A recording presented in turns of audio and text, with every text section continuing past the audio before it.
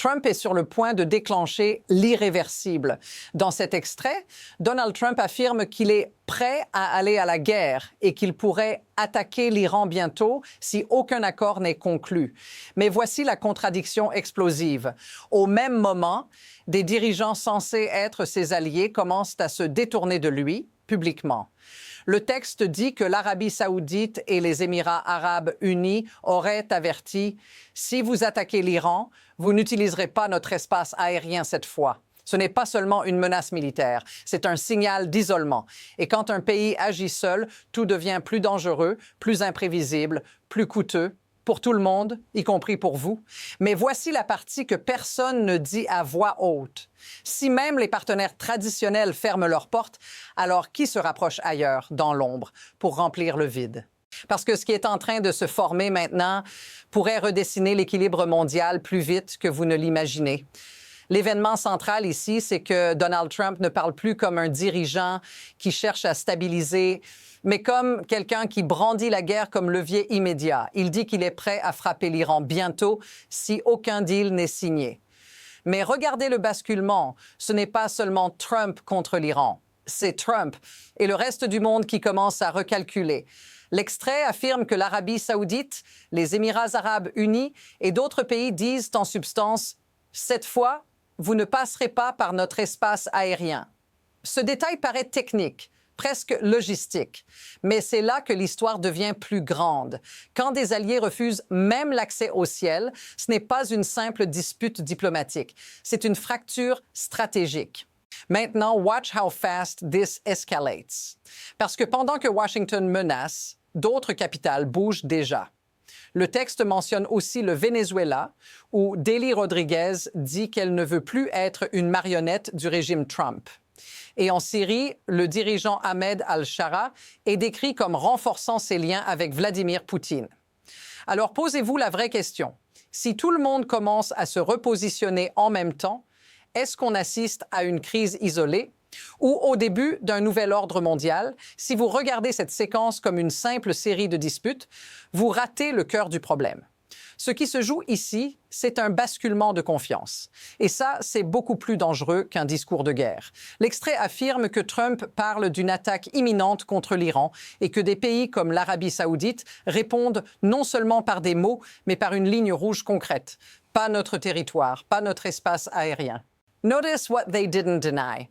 Ils ne disent pas « nous soutenons l'opération ». Ils disent « nous ne participerons pas ». C'est une différence énorme. Puis le texte empile d'autres signaux. Au Venezuela, Delcy Rodríguez dit qu'elle en a assez des ordres de Washington. Marco Rubio évoque même la possibilité d'utiliser la force. Donc, pendant qu'un front potentiel s'ouvre en Iran, un autre foyer de tension est entretenu en Amérique latine. Mais voici la partie que personne ne connecte encore. Quand plusieurs crises s'allument en même temps, ce n'est plus une stratégie, c'est une perte de contrôle. Et pendant ce temps, en Syrie, Ahmed al-Shara est décrit comme allant à Moscou pour discuter directement avec Vladimir Poutine pendant que les alliances américaines, comme celle avec les Kurdes, sont trahies selon l'extrait.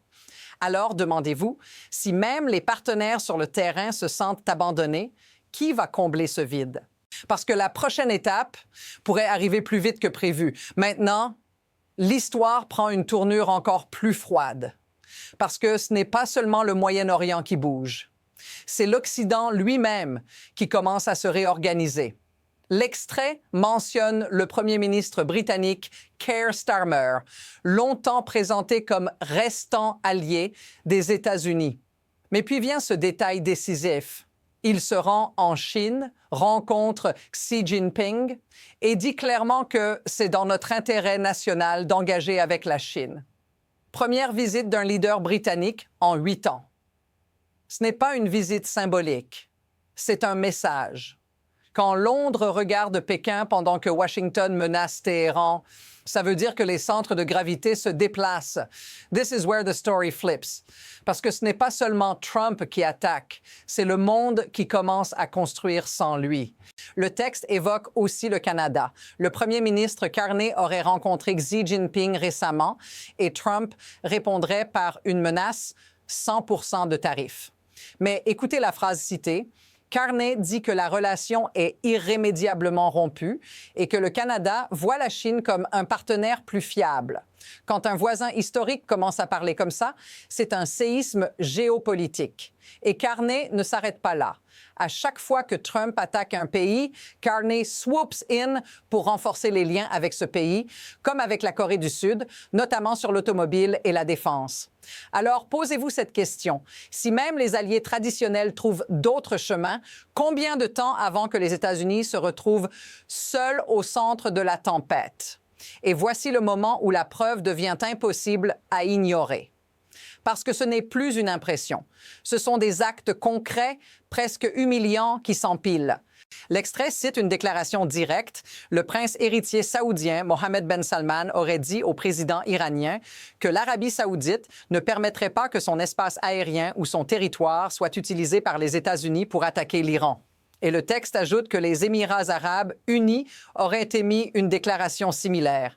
Notice what's missing. Il n'y a pas de « nous sommes avec vous ». Il n'y a pas de solidarité. Il y a une fermeture de porte. Dans la logique des alliances, c'est presque un avertissement public. Ne nous entraînez pas dans votre guerre. Et maintenant, watch how fast this escalates. Parce que Trump, selon l'extrait, ne parle pas de désescalade. Il parle de frappe rapide, propre, immédiate. Le conseiller iranien Ali Shamkhani répond que toute frappe, à n'importe quel niveau, serait considérée comme le début de la guerre avec une réponse immédiate, totale, sans précédent. Il mentionne même des cibles au cœur de Tel Aviv et les soutiens des agresseurs. Ce langage n'est pas celui d'une crise contrôlée, c'est celui d'un engrenage.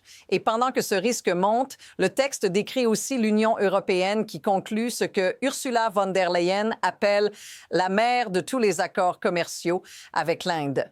Donc pendant que Washington menace, le reste du monde signe, construit, avance. La vraie question devient alors, si la guerre approche, qui sera encore là pour suivre Trump quand le premier missile partira? Maintenant, on entre dans une zone où tout s'accélère, presque comme une cascade, parce que ce n'est pas une seule crise.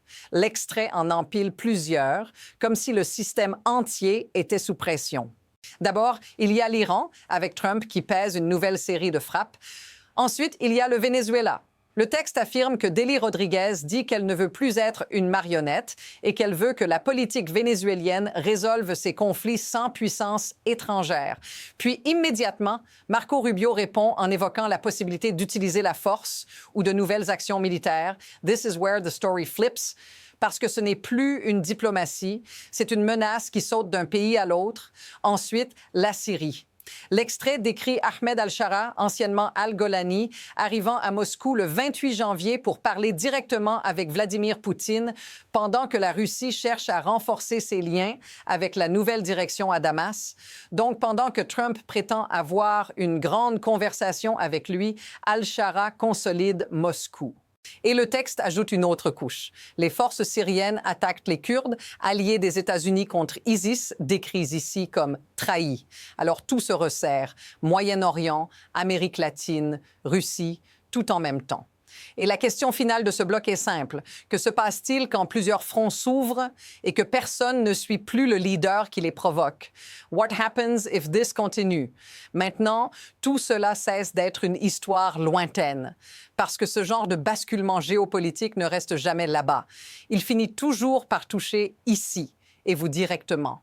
Quand des alliances se brisent, quand des routes commerciales se déplacent, quand des menaces de guerre deviennent quotidiennes, ce n'est pas seulement une affaire de dirigeants. C'est votre coût de la vie, vos emplois, votre sécurité. L'extrait parle du Canada qui forge des liens plus forts avec la Corée du Sud, notamment pour l'automobile et même pour renforcer la défense avec des matériaux sud-coréens. Cela signifie que les chaînes industrielles bougent. Il mentionne aussi Trump imposant de massifs nouveaux tarifs contre la Corée du Sud et menaçant le Canada avec 100% de tarifs. Et quand les tarifs explosent, ce ne sont pas des chiffres abstraits. Ce sont des prix qui montent, des entreprises qui déplacent leurs usines, des travailleurs qui perdent la facture. Mais voici la partie que personne ne dit assez clairement. Ce chaos devient normalisé. Le texte cite Reuters. Trump dit que la valeur du dollar est excellente alors que la monnaie touche un plus bas de 4 ans. Quand la monnaie vacille et que les partenaires cherchent ailleurs, la confiance économique se fissure. Et puis, il y a même ce détail culturel. Le Washington Post rapporte un clamor en Europe pour boycotter la Coupe du Monde liée à Trump. Donc même le sport devient politique, même les voyages deviennent incertains. Si tout cela vous semble familier, dites-le dans les commentaires, parce que ce qui vient ensuite dépasse largement Trump lui-même. Et c'est ici que l'histoire devient plus intelligente que les gros titres. Parce que ce que décrit cet extrait, ce n'est pas seulement un homme qui provoque, c'est un système qui répond. On voit un schéma. Trump menace l'Iran. Des alliés ferment leur espace aérien. Trump attaque le Canada et la Corée du Sud avec des tarifs. Le Canada se rapproche de la Chine et de Séoul. L'Union européenne signe un accord massif avec l'Inde. Ce n'est pas du hasard, c'est une mécanique. Quand un acteur devient imprévisible, les autres commencent à construire des alternatives, pas par amour, par survie. This is where the story flips. Parce que le vrai pouvoir n'est pas seulement militaire, il est dans la confiance, dans l'accès, dans les réseaux. Le texte cite le professeur Justin Wolfers, disant qu'on ne peut pas juger l'économie américaine sur un trimestre, mais que Trump cause des dommages irréparables en poussant les autres pays à forger des relations plus fortes entre eux. Et c'est ça le point central. L'Amérique n'est pas seulement affaiblie par une guerre potentielle. Elle est affaiblie par le fait que le monde apprend à fonctionner sans elle. Même le Royaume-Uni, via Starmer, dit que c'est dans notre intérêt national d'engager avec la Chine. Donc, ce n'est plus une crise isolée. C'est une reconfiguration. Et la partie la plus inquiétante, c'est que ces changements, une fois enclenchés, ne reviennent pas en arrière facilement. Alors la question devient, si tout le monde construit déjà le monde d'après, à quoi ressemblera le prochain mouvement de Trump? Maintenant, regardons vers l'avant, parce que l'extrait laisse entendre que la prochaine étape n'est pas figée.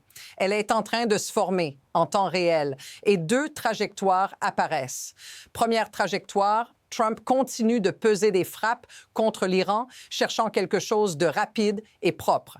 Mais en face, l'Iran répond que toute action serait le début de la guerre avec une riposte immédiate et sans précédent. Dans ce scénario, l'escalade devient presque automatique. Une frappe entraîne une riposte. Une riposte entraîne un élargissement. Et soudain, la guerre que personne ne voulait vraiment devient réelle. Mais voici l'autre trajectoire. Pendant que Washington menace, le reste du monde signe. L'UE avance avec l'Inde. Le Canada avance avec la Chine et la Corée du Sud. Le Royaume-Uni se repositionne à Pékin. Dans ce scénario, Trump ne déclenche pas seulement une guerre. Il déclenche un monde parallèle où les alliances économiques et diplomatiques se reforment sans les États-Unis au centre. Notice what they didn't deny. Aucun de ces pays ne dit « nous attendons Washington ». Ils agissent déjà. Le texte mentionne aussi des mouvements militaires, des troupes danoises vers le Groenland, des navires canadiens envoyés, un nouveau consulat canadien. Même l'Arctique devient un espace de tension. Donc la question n'est pas « est-ce que quelque chose va arriver ?» La question est « quelle direction va prendre l'engrenage et qui sera encore capable de l'arrêter ?» Parce que la prochaine décision est peut-être déjà en train d'être prise quelque part, hors caméra. Et voici l'insight final, celui qui boucle toute cette histoire. Ce que cet extrait montre, ce n'est pas seulement le monde qui tourne le dos à Trump. C'est quelque chose de plus profond. Quand un dirigeant gouverne par menace constante, guerre, tarifs, rupture, il finit par produire l'effet inverse. Il pousse les autres à se détacher, à se regrouper, à construire de nouveaux axes. L'extrait donne des images précises. L'Arabie saoudite qui refuse son espace aérien. Le Canada qui dit que la relation est irrémédiablement rompue. Le Royaume-Uni qui va en Chine pour l'intérêt national. L'UE qui signe un accord massif avec l'Inde. This is where the story flips. Parce que l'Amérique n'est pas seulement en danger de conflit. Elle est en danger de perdre son rôle central. Et une fois que le monde apprend à avancer sans vous, ce n'est pas une crise de quelques semaines. C'est un changement d'époque. Même des éléments culturels apparaissent, comme le débat en Europe sur un boycott de la Coupe du Monde lié à Trump. Donc, tout se connecte, guerre potentielle, économie fracturée, alliances déplacées, confiance brisée. Et la phrase qui résume tout pourrait être celle-ci, ce n'est pas seulement Trump contre ses ennemis, c'est Trump en train de tester jusqu'où ses alliés resteront. Mais voici la question qui reste ouverte. Si la prochaine escalade arrive demain, qui sera encore là pour le suivre? Si vous voulez continuer à décoder ce qui se prépare, abonnez-vous parce que la prochaine couche de cette histoire est déjà en train d'émerger.